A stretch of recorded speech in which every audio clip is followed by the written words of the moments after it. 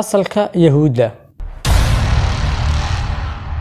asalhan yahuud waxay ka soo jeedaan nabi yacquub kaasoo ahaa yacquub ibn isxaaq ibn ibraahim waana nabigii dhalay yuusuf iyo intii la walaalahayd waxaana ka soo jeedaan 12 wiil ee u dhalay nabi yacquub mid kamid ah kaasoo la oran jiray yahuuda sidaas darteed ayaa lagu bixiyay yahuud markii nabi yuusuf walaaladii iyo aabihii ugu yeedhay masar ayaa halkaas ku tarmeen yahuudu sidii ayayna halkaas u yaaleen markii dambe ayay masar laba awoodood isku qabsadeen labaasoo kala ahaa faraacinta iyo hyksos yahuuduna waxay garabka saareen hyksos waxay ka soo horjeedeen faraaciniinta balse hyksos ayaa laga saaray awoodii waxaana meesha u soo hantaday walka u soo hadhay faraacinta markii faraacintu qabsatay waxay gumaadeen oo gumeysteen dhammaan wixii la jiray hyksos ee ka soo horjeeday iyaga kuwii la gumeysana waxa kamid ahaa yahuuda faraacintaas boqor ka sii dabeeya oo ka sii adkaa oo ka sii xumaa markii dambe waxa qabsaday fircaankii alla halaagay oo la oran jiray ramsiiska labaad kadib ayuu ku riyooday habeen mid kamid ah wiilasha reer bani israa'iil oo kursigiisa ku soo socda oo kursigiisa fadhiisanaya kadib ayuu subaxii go'aan gaaray go'aankaas oo ah in dhammaan la laayo wiilasha reer bani israa'iil dumarkoodana la adoonsado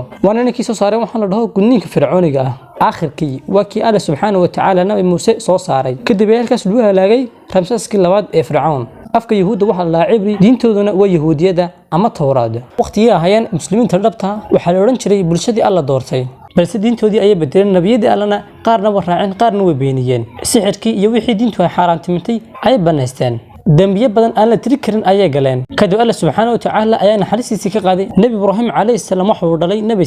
isxaaqna wuxuu sii dhalay ismaaciil nabiyadii ka dambeeyay oo dhan waxa hayeen yahuud waxay ku tirsanayeen isxaaq xabiibkeena maxamed naxariis nabadgelyo korkiisa aatee isagu wuxuu ku tirsadaa nabi ismaaciil calayhi salaam yahuud waxay gashay dambiye aad waaweyn oo isla markaana aad u badan oo aan soo koobi karin balse inta laga warhayo ayaan isla eegi doonaa si aan u fahanno sababta ibliis iyo dajaal u doorteen dadkan ugu horey markii hayeen 12 wiil ee u dhalay nabi yacquub calayhi salaam waxay shirqool u dhigeen ama shirqool u malaageen walaalkoodii yaraa ee yuusuf calayhi salaam waxayna ku rideen ceel markaas ay dad socotaa la soo baxeen kadib dadkii socotada ayaa lacag yar ku iibiyay oo saas ayaa lagu kala iibsanayay isagoo nabi ah wixii uu dhib la kulmayna oo waan ka warhayna oo suuradan ayaa ka hadlaysa haddana markii alla subxaanahu wa tacaala ka soo badbaadiyay dhibtii fircoon ay arkeen qoom caabudaya salaam kadib ayay iloobeen allihii dhibtaas oo dhan ka soo badbaadiyay kadib nabi muuse ayay ka talbaadeen inuu sameeyo ilaahay caabudaan sida qoomkaas ay sameysteen ilaahay caabudaan laakiin nabi muuse uu ka diiday markii nabi muuse waaday xagga rabbigiis uu soo qaadiyay kitaabka ay ka sii faa'iideysteen oo intaas ay sameysteen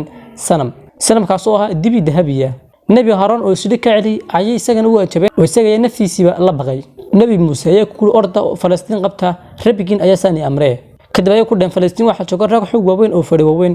adigii rabbigaas raace ee ordo oo la soo dagaalama annaguna kan ayaan sii fadhiisanaynaa markaas ayuu nabi muuse u cawday rabbigii oo uu sheegay inaan qoomkan waxba ka qaban kareen kadib alla subxaanahu wa tacaala ayaa 4 sano ciqaabay oo rafaad iyo balanbal ayay ku jireen markii 4 sano ka soo laaceen ay ciqaabtii soo dhameysteen ayuu alla subxaanahu wa tacaala mar kale amray inay qabtaan falastiin walina wayna galaan iyagoo khushuucsan oo ku dhawaaqay ereyga ah xidda oo ah micnaheedu dambi dhaaf markaas ay garan iyagoo afka buuraya oo gadagadaal u socda ereygiina ay ku bedeleen xinda oo micnaheedu yahay qamandi markaas ayuu subxaanahu wa tacaala u soo diray nabi ay culimadu sheegeen in la dhaho Samuel markaas ay ka codsadeen inuu soo saaro boqor haga si ay u jihaadaan ilaahay dartiis oo jihaadkaas ay u qaadaan markaas ayuu nabigu ku yiri waaya hadhow marka la jihaad ay la galaya hag adeedina sidii ayaa dhacdayna oo markii jihaadka la isku diyaarinayay ay jihaadkii diideen oo dhabarka ay sii jeedeen ilaa in yar oo ilaahay naxariisto mooyaane kitaabkii nabi muuse subxaanahu wa tacaala u soo diray ee ahaa tawraad oo waxay ku bedeleen kitaabka loo eega sameystan oo been iyo qurafaad ka buuxo oo la bixin talmuud waxay beeniyeen nabiyo badan waxa gacanta u qaadeen sakariya yaxye wala qodha ay ka jareen alla iyo diintiisana way ka jeesteen oo waxay caabudeen islaamiga kale kuwaas oo kamid ahayn qaar la oran jiray bacal iyo ishturuun iyo malkuun waxay diideen oo raaci waayeen oo gacanta ku taageen nabi ciise walna iyaga ah inuu yahay nabi alla soo diray waxayna ku dureen markaas boqorkii ka talin jiray qudus ee la oran jiray Herodos Akriba ilaa markii dambe isku dayeen inay dilaan laakiin alla subxaanahu wa tacaala ayaa qorshoodii dhagartoodii ka badbaadiyay waxay geeddan iyo gaadgaman boo fuleen sida diinta islaamka u cirib tiri lahaayeen tan iyo markii soo baxay xabiibkeena maxamed naxariis iyo nabadgelyo korkiisa ha ahaatee iyaga ayaa ka dambeeyay dagaalkii nabiga lagu go'doomiyay Madiina ee dagaalkii Ahzaab markii yahuuda dhibtu ka badiyeen ummadaha alxamdi kar way dhibtoodii ayaa la baacsaday kadib inba meel ayaa ku yaacday magaalooyinka ay kala galeen kuwii naga xaggana soo aaday waxa qabteen xagga Itoobiya waxaana la oran jiray yahuuda madow